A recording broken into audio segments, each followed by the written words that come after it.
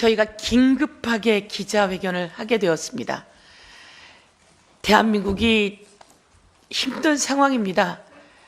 사상 초유의 대통령의 불법 계엄이 있었고, 그리고 사상 초유의 대통령 체포가 있었고, 사상 초유의 구속영장 집행이 있었고, 그리고 또 서부지법 대폭동들이 있었습니다.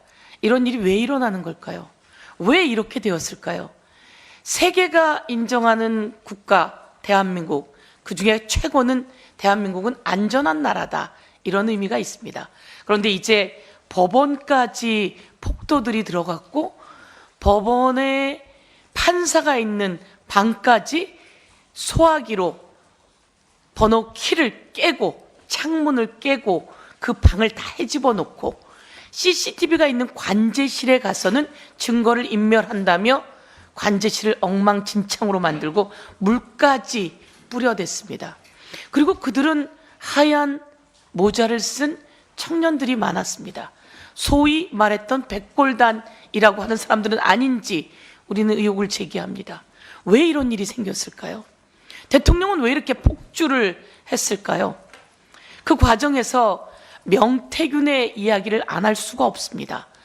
명태균이라고 하는 사람이 내가 구속되면 한 달 안에 대통령이 탄핵되고 하야할 텐데 그래도 되겠느냐라는 이야기를 했고, 대통령이 계엄을 선포하던 12월 3일 전날 명태균은 이런 이야기를 합니다. 나에게 있는 이 황금폰을 검찰이나 언론이나 나에게 있는 이 황금폰을 언론이나 민주당에게 주겠다, 이렇게 폭탄 선언을 합니다. 그리고 12월 2일 날 또 한동훈 국힘 비대위 위원장, 한동훈 국힘 대표 등은 특검에 대해서 편법을 쓸 수 없다, 이렇게 해서 명태균, 김건희, 윤석열 특검이 이것은 투표를 해야 된다, 이런 이야기를 했습니다. 윤석열 대통령은 무엇이 두려웠을까요? 윤석열 대통령이 아무리 생각해도 이렇게 폭주를 한 이유를 이해할 수가 없습니다. 전시, 전쟁 등이 아니었기 때문이죠. 그렇다면 김건희와 윤석열을 향해 가던 특검이 두려웠을까요? 이 특검이 밝혀낼 무엇이 걱정이 되었었을까요? 라고 하는 의문을 제기하지 않을 수가 없습니다.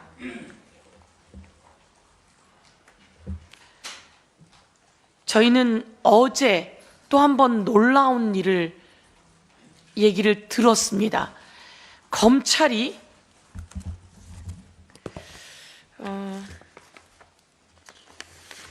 요 사진 한번 봐주십시오. 명태균 씨가 어제 재판 준비기일이었습니다. 준비기일에 나와서 이런 이야기를 했다고 합니다.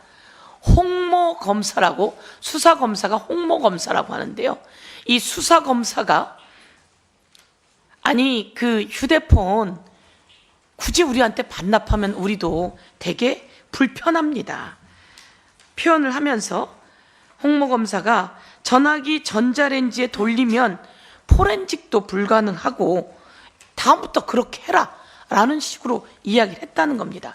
황금폰을 전자레인지에 돌려서 폐기하라, 우리도 전화기 반납하면 솔직히 부담스럽다, 이 얘기를 재판정에서 명태균 씨가 했다고 합니다. 검사가 이런 얘기를 하는 게 맞을까요? 과연 이런 얘기를 했는지 정말 의문이 갑니다.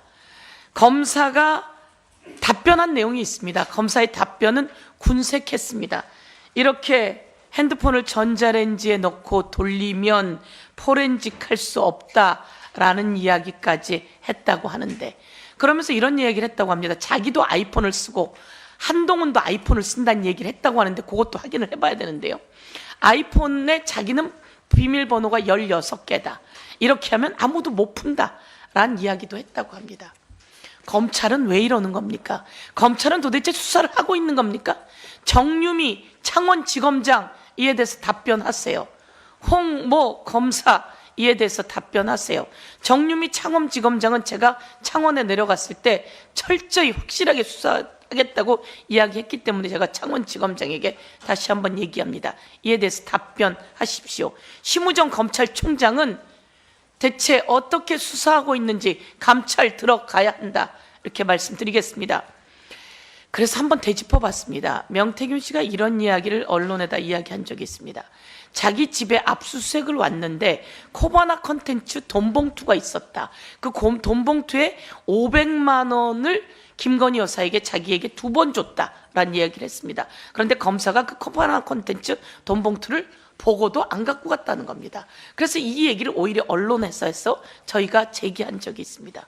그리고 집에 휴대폰이 있는데 그 휴대폰도 제대로 찾지 않고 설렁설렁 찾았다는 이야기를 저희들에게 계속 해주고 들려오고 있다는 것을 말씀드리겠습니다. 그리고 처음에 이 명태균 사건을 배당할 때였습니다.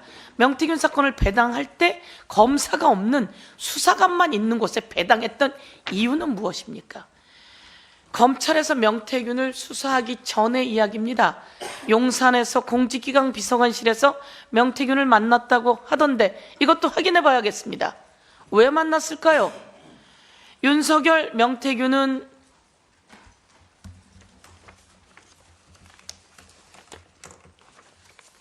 이게 107쪽짜리 수사보고서입니다.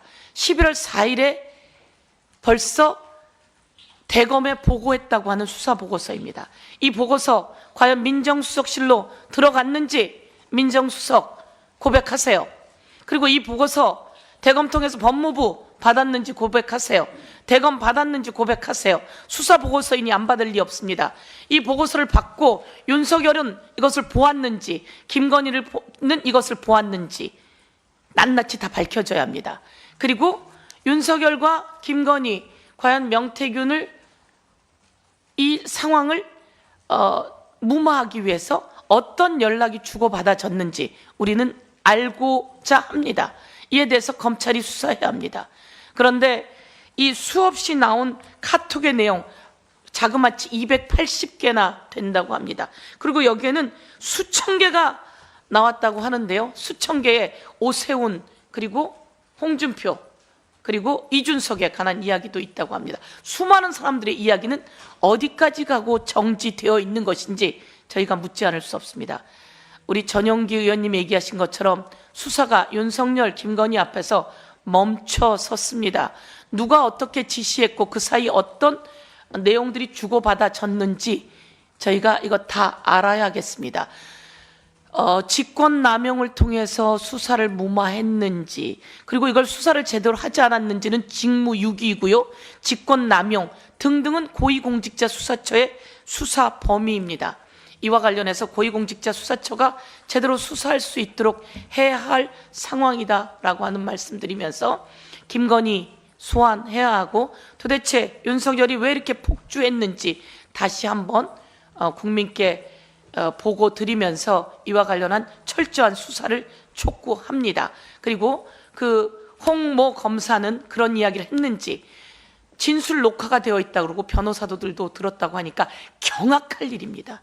검찰이 증거인멸을 교사했다면 경악할 일입니다. 이에 대해서 낱낱이 밝힐 것을 촉구합니다.